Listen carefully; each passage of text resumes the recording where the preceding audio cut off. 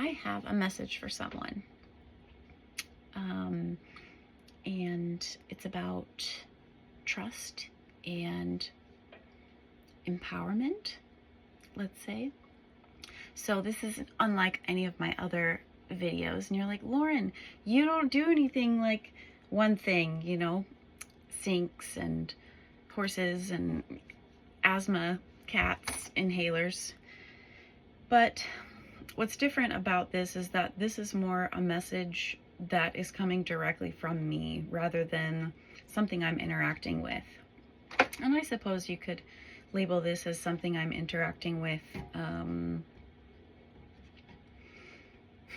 relating to my own intuition. So we coming to you live from Download Town. I feel like I'm learning to trust my intuition or my gut feelings more so lately. And I'm gonna try to cook some broccolini while we're talking. I know I need to eat something, but I also want to get this out, so we'll see how far we get. But please stick around. You know, things come to you for a reason. You know, if you've noticed synchronicities before, just hang on and see if this sounds right. So I thought of something a while ago that I posted about trusting yourself. And, you know, I made it sound so easy, like, oh, just trust. I mean, it can be easy. It should be easy to trust yourself. It does get easier. I'm not saying it's super easy for me now, even though I'm here, you know, instead of a misery where I was at in corporate world, you know, and bless corporate world if that's your jam, no shade, you know, but I need to move all the time.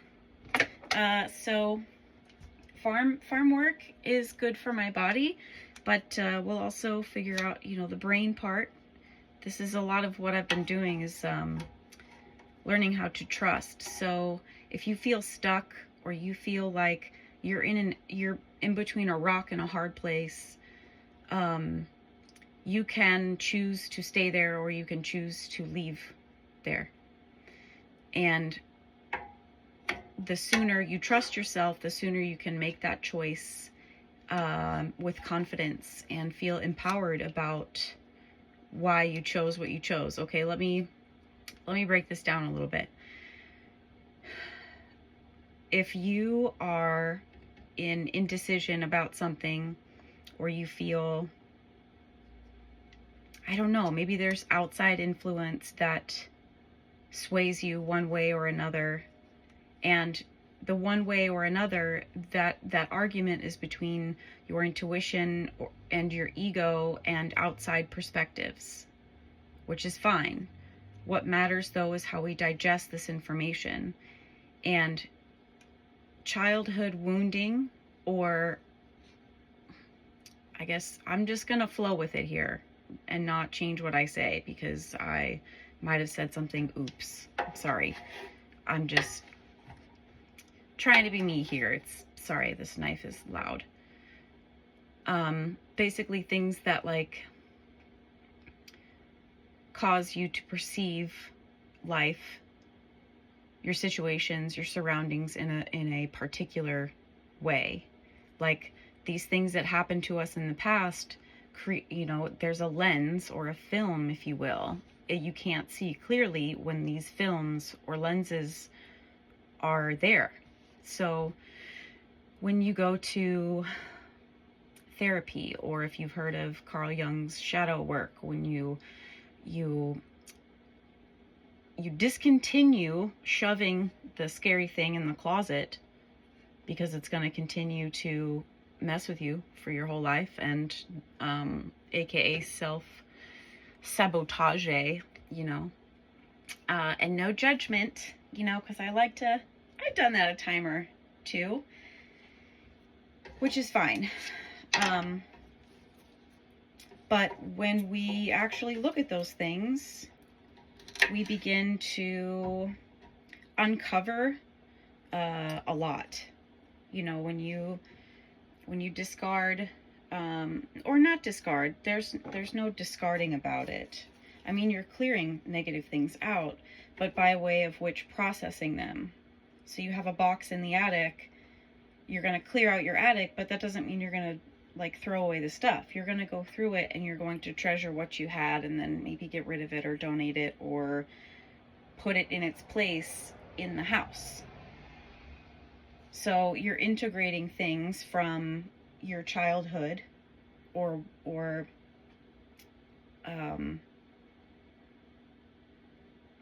a betrayal of some kind,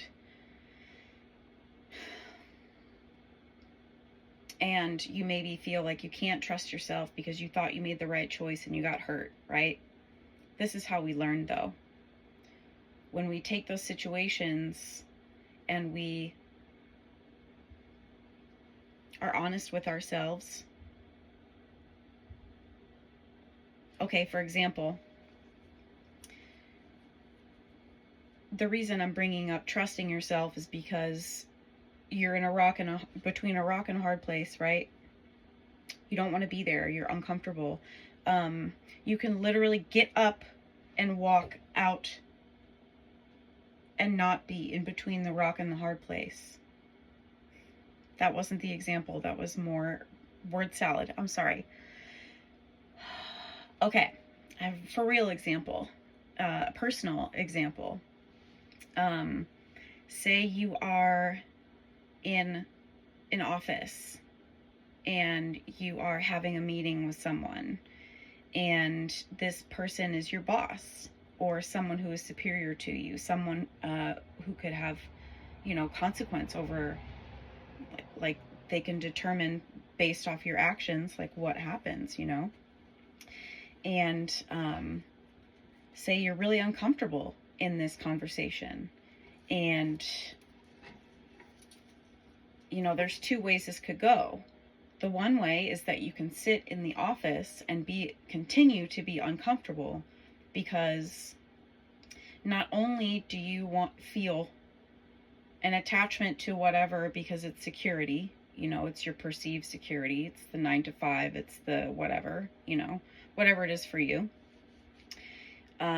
You can stay there because you feel attached, but also because you want to make sure there isn't any negative reaction.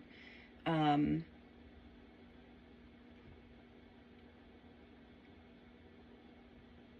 on. I lost my spot. This happens. So I'm just gonna, it's reality for me. So basically you can stay and make sure, you continue to suffer, like that just perpetuates it, like it's not going to get better. Or you can listen to your body, which is probably like on fire, and you can get up and walk out of the room. Okay, what if I get fired? How much longer could you have maintained that pain? How much longer, let's see.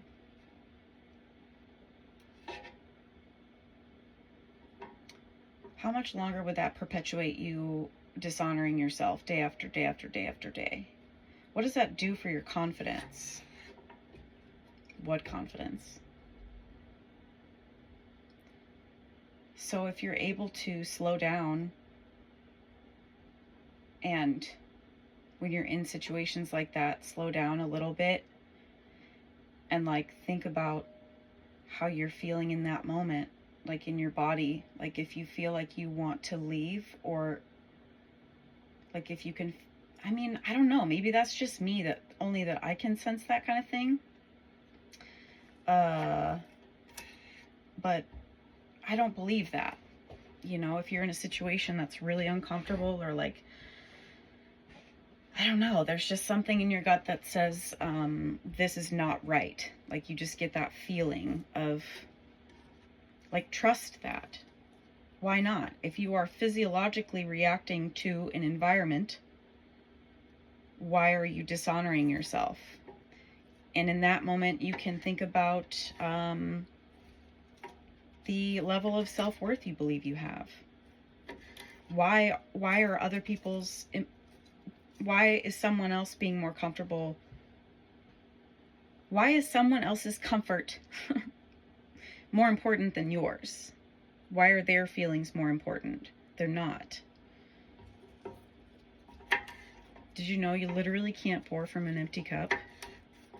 Like, that saying is very cliche. Whatever cliche means. Like, why do we have to, whatever, why do we have to judge things? You know, if it fits, it fits.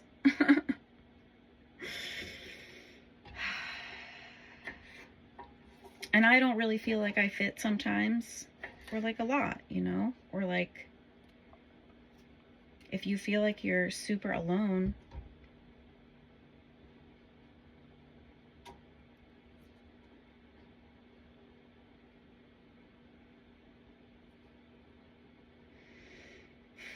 because of your difference,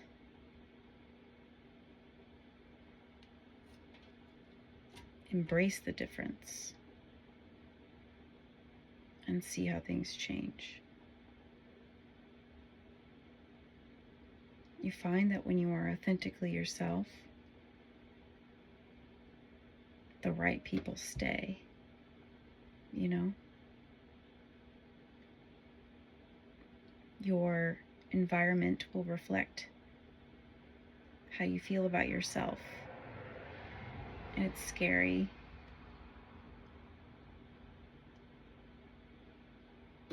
Even those small little inklings, like, we need to trust those. Those are really important.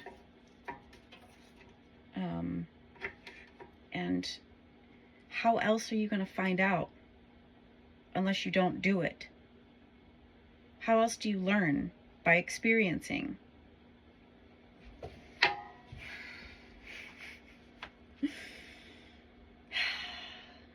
So think about the choices that you've made in your life so far. And think about your successes. Think about how you felt about the choices you made just before those successes.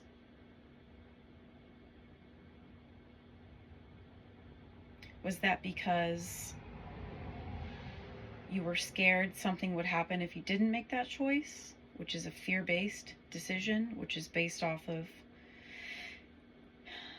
feeling lack of some kind, which is not true? That's an illusion. Lack is an illusion. Our perception is often illusory. It's up to us to be cognizant of what is a choice of fear and what is a choice of love, you know? Why did I bring this up? Because you deserve love?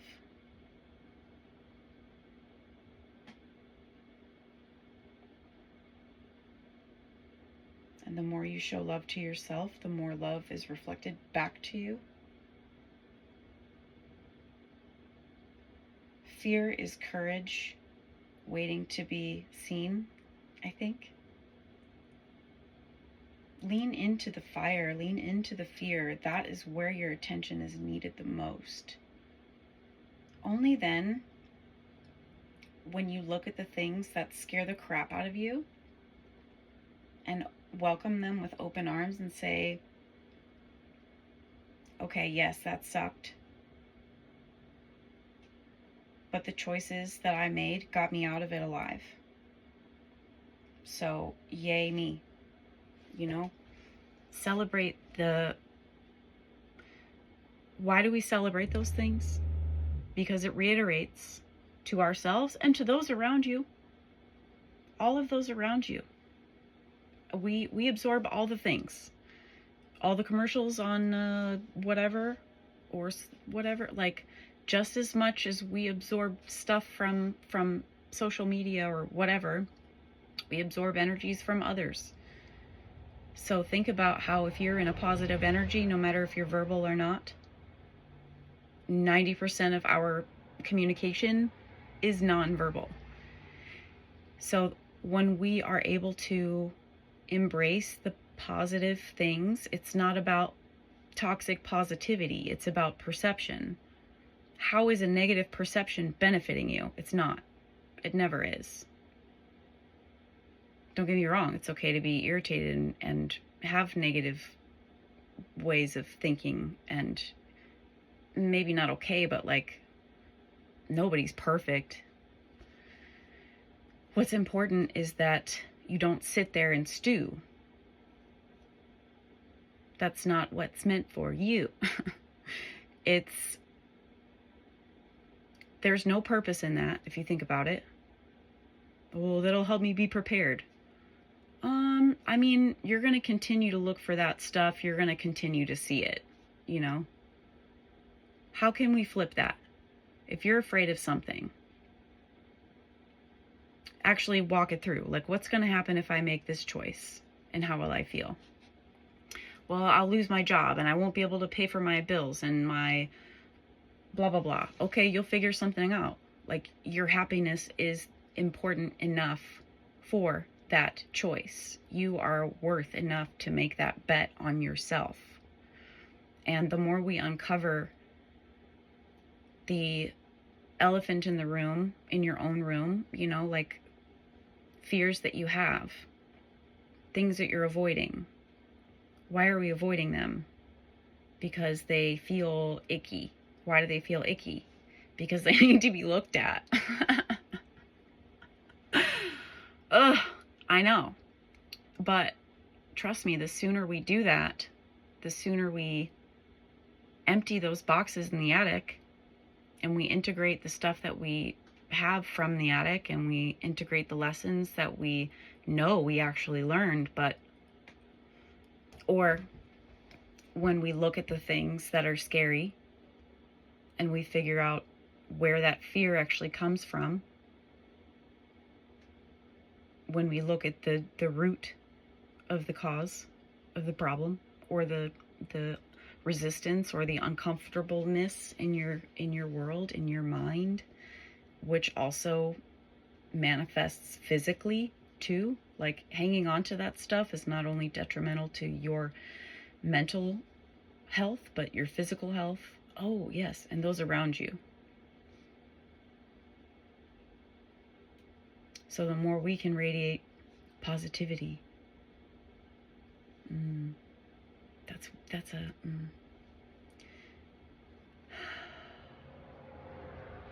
I mean, yes, but the more we can honor ourselves, truly, when we honor ourselves, we start to realize we have much more power than we ever thought. And every time we choose us,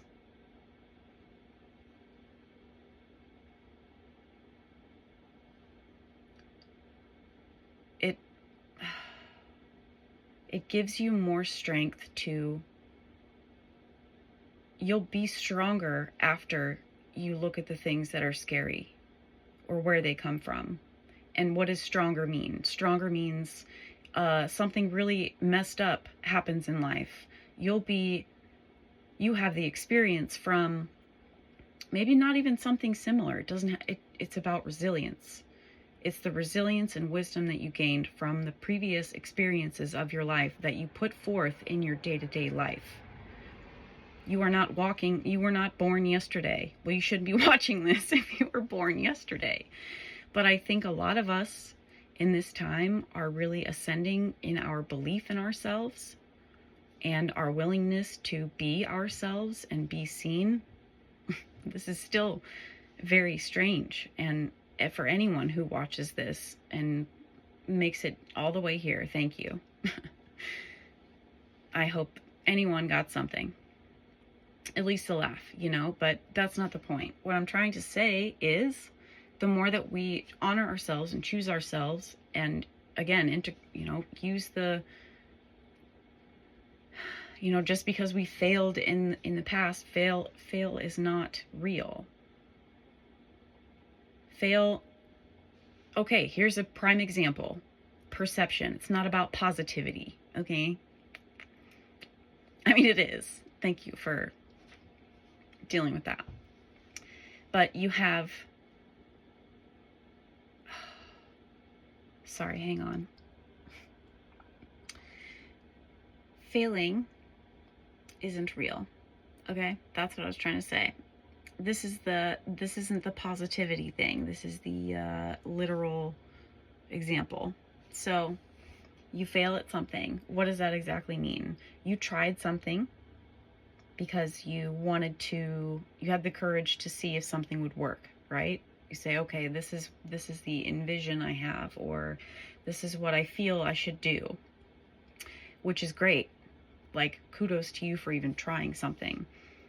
But it doesn't go the way that you wanted it to go, and it feels bad, right?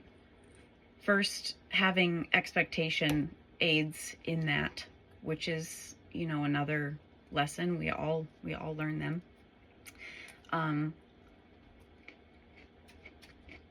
Or you can look at it as an experiment and say, okay, this method didn't work. What else do you have other than, oh, that didn't work?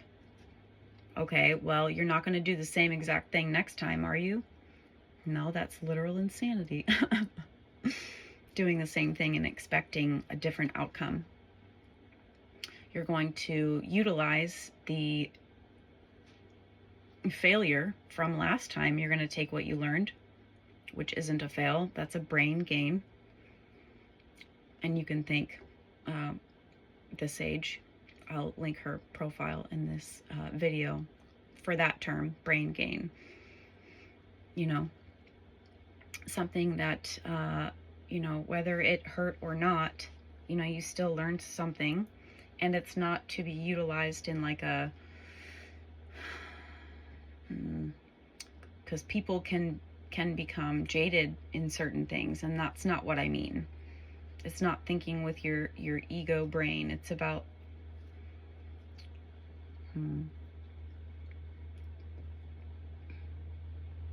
I don't know, being objective about that type of thing sometimes.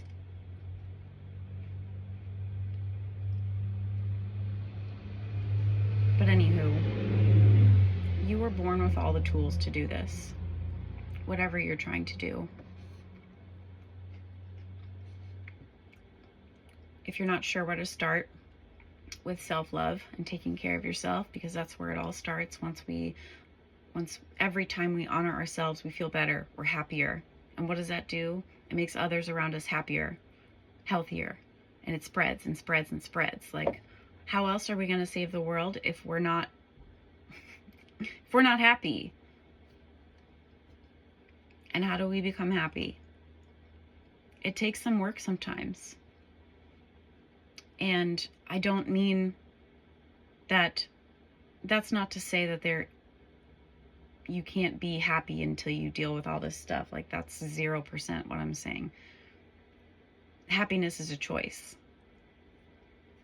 And having enough love for yourself to make that choice every day is hard. And that is the growth that you go through. You recognize patterns that, why am I doing that? Oh, this happened a long time ago. That's really difficult to uncover. But it's also really difficult to stay in a miserable state for a long time. So choose your hard, Thank you. I don't know where this came from. I hope it helped.